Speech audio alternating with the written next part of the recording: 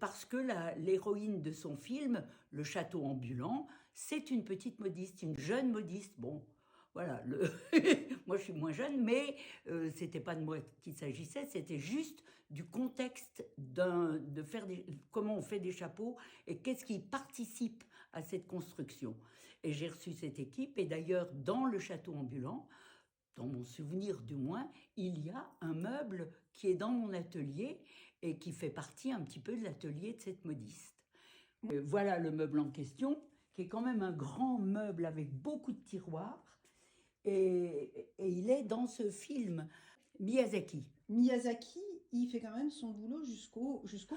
Alors, ce qui m'a aussi un peu étonné et surtout ravi, c'est de voir à quel point il est minutieux dans sa documentation. Ils ont envoyé des équipes à Colmar parce que si il est venu me contacter, c'est parce qu'il voulait tout le film se passe à Colmar.